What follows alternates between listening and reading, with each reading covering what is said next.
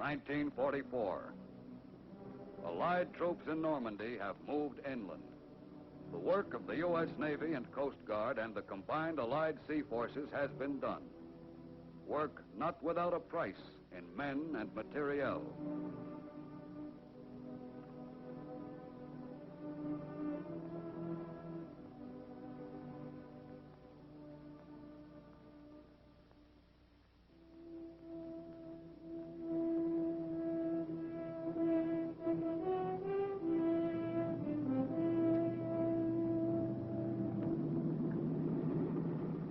It all began many months earlier.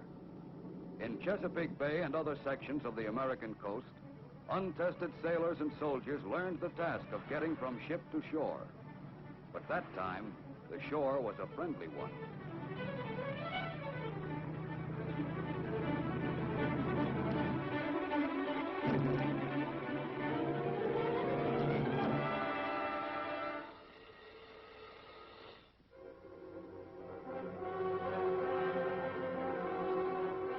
Then, with part of their training finished, they left the United States.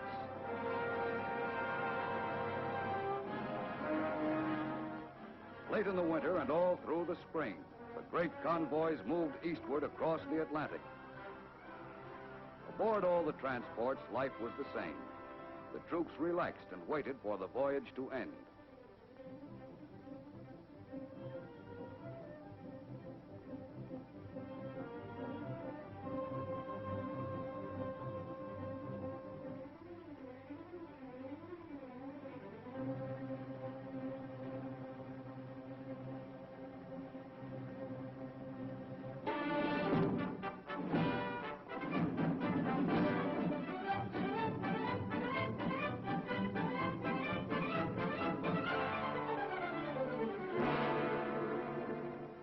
All along the coasts of Great Britain that spring, the training went on. Navy and Coast Guard landing barges practiced landing operations day and night.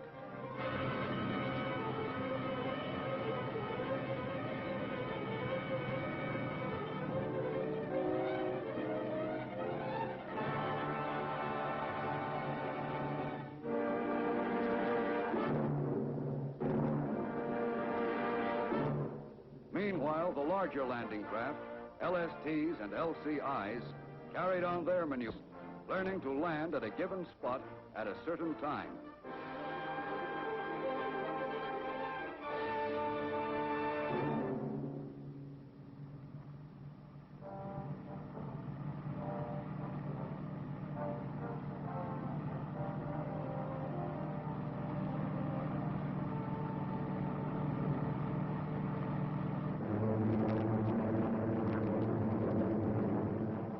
All the days of preparation, Allied planes, thousands of them, continued to soften enemy defenses and communications in daily raids.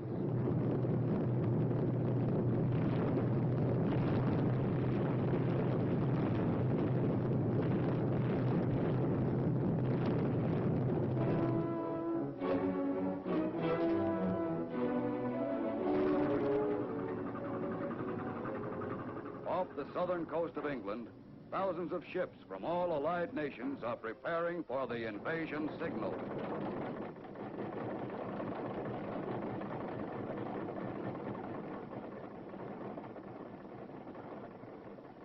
Navy and Coast Guard crews make last-minute preparations.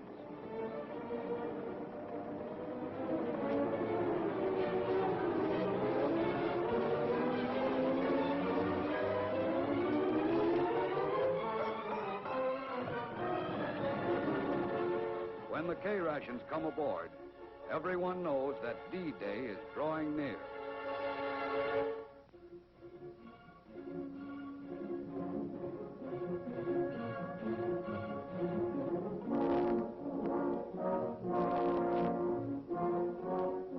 Somewhere in southern England, troops embark on LCVPs to be ferried to the waiting transports offshore.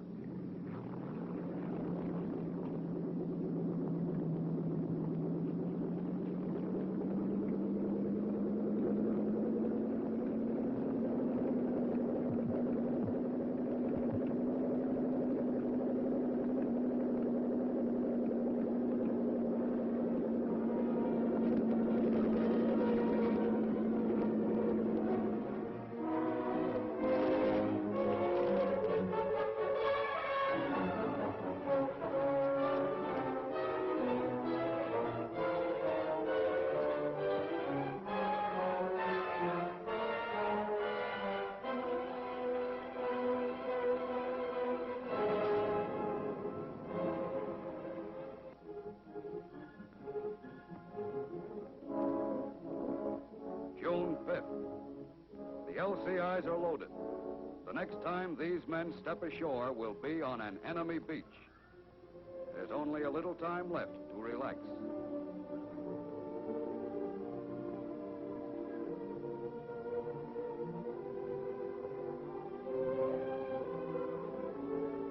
And the bombing attacks of the Air Force are intensified. Now the raids are continuous.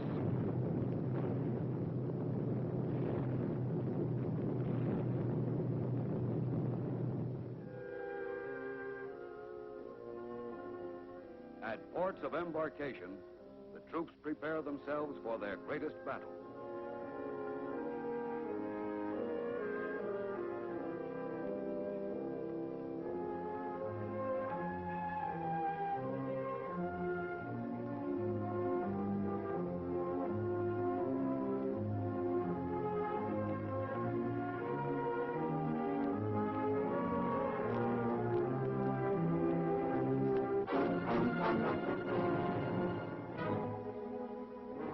Coast Guard officer briefs his men, and all along the coast, sailors receive their final instructions.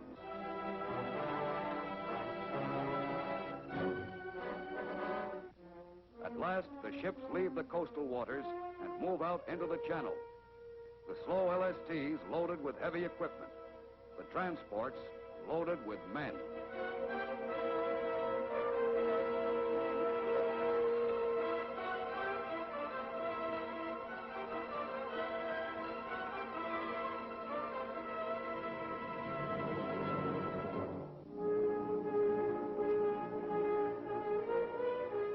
Fast warships screen the mighty invasion fleet from enemy raiders. At 15:30, a Coast Guard flotilla of LCIs leaves, loaded with engineers, medical corpsmen, and infantry.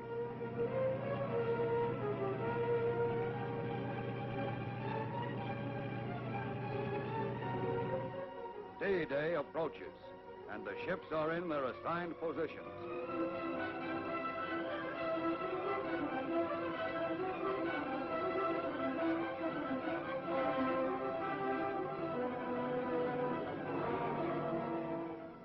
For some of them, like the Coast Guard manned transport Chase, it is the fourth invasion in European waters.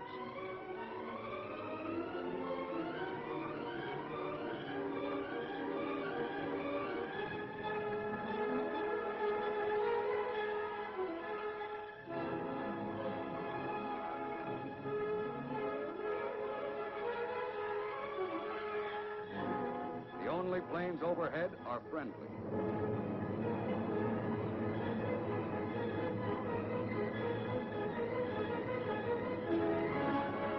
From the 83-foot Coast Guard rescue boats to the Navy's powerful battle wagons, the invasion fleet is moving towards France.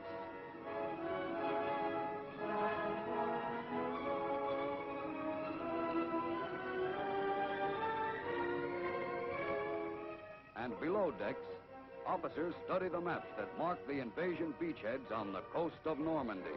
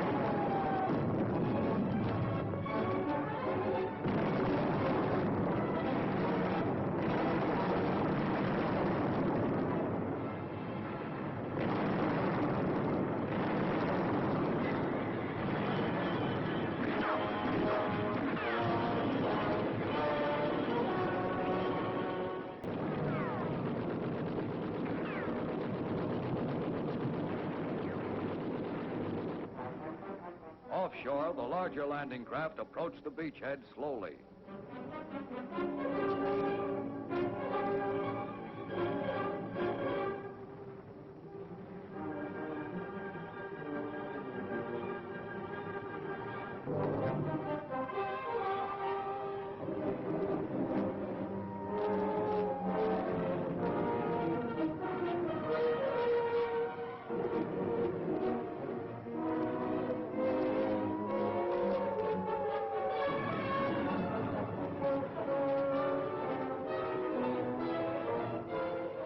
Aboard the LCIs, the troops prepare to land.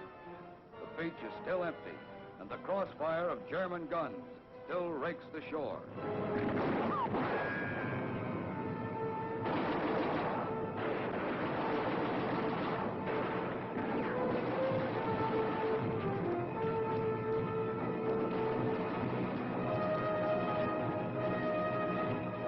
Out of enemy firing range, the LSTs wait to move in until the beaches are cleared.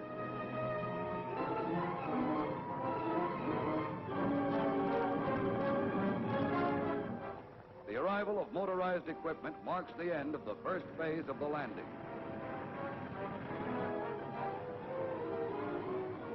The LCIs, their first loads of men now on the beaches, go out to the transports to ferry more troops inshore.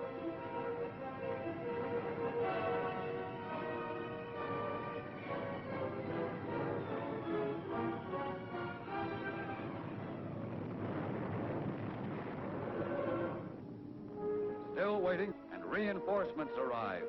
Thousands of men.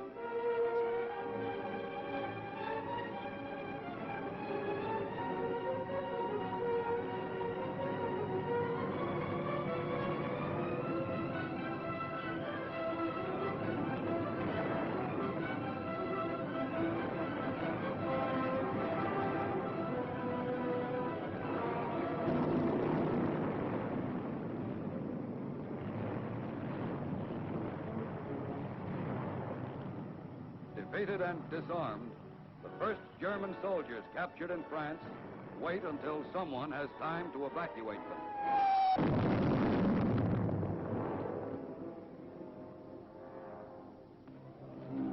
Out in the Channel, the rescue boats of the Coast Guard are looking for survivors and aiding damaged vessels.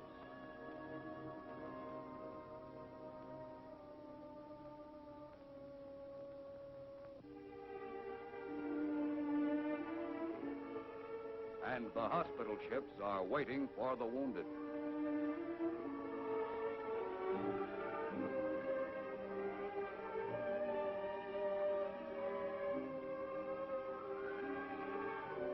From a damaged Coast Guard LCI, a wounded man is transferred to another ship.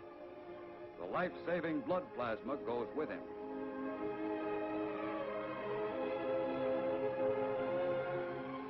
Another Coast Guard manned LCI, badly crippled, could not reach the shore, and its wounded are removed.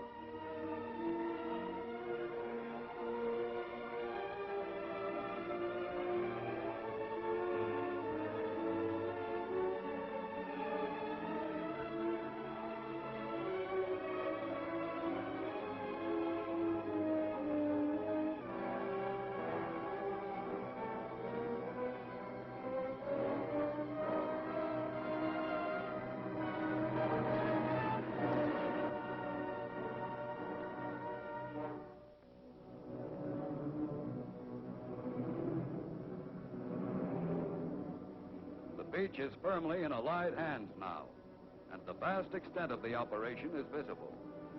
Silent evidence of the fierce battle is apparent everywhere.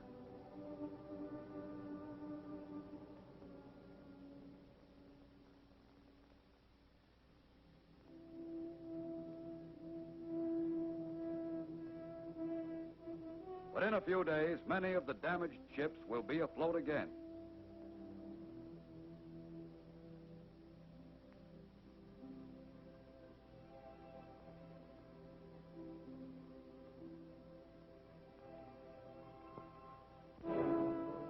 Now, more and more troops move inland to push the enemy back.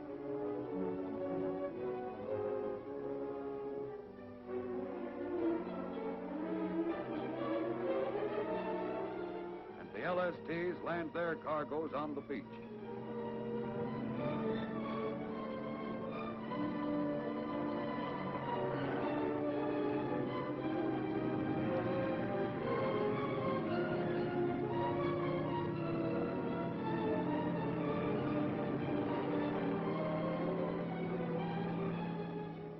Barges built especially for the Normandy operations are left on the shore to be unloaded.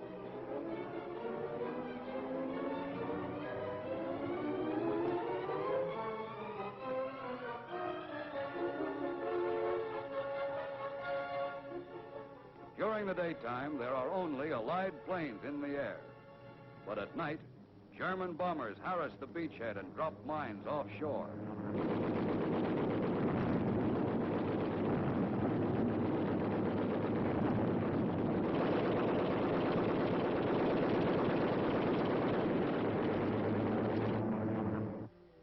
Out of sunken block ships, artificial harbors have been built. Until a port is won from the enemy, these must handle all Allied shipping. Bad weather came after the fighting on the beaches was over.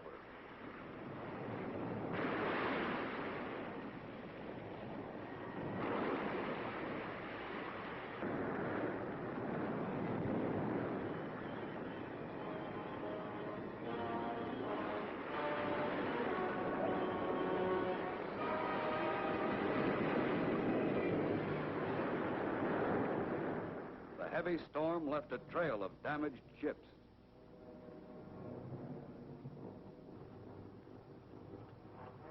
Once again, the landing barges moved out into the channel, this time loaded with German prisoners.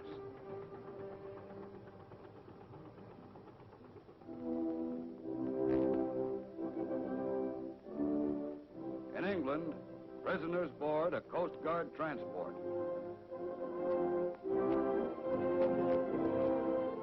And ships which have carried thousands of American soldiers overseas now return westward with a different cargo, with men who were beaten and captured in Normandy.